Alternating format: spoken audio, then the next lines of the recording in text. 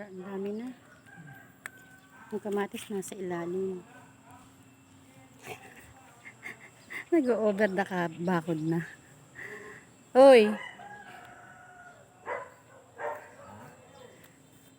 Kunin mo na rin yun sa ano, yung maliliit na yun. Ayun, oh.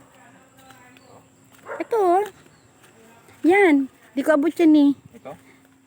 Oo, masarap yan, eh. Gusto ko ganyan.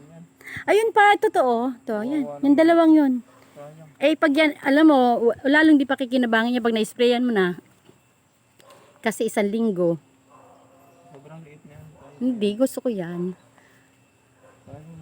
Ito, Aray ko, lalanggam ako.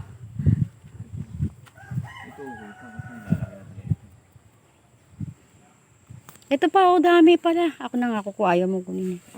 Ayan, maliliit na yan, yan. Mas gusto ko yan, eh. Yan, napuputol nga. Ito pa, oh. Nalagpasan ko. Mas gusto ko yan. Malutong kaya yan, matamis. Kaysa yung medyo madilaw. Yan, yan, yan. Pag in-sprayan mo yan, yung dalawa na yon. Hindi mo na ipakikinabangan kasi abutan na ng sobrang laki. Oo. Yan ang googleahin ko.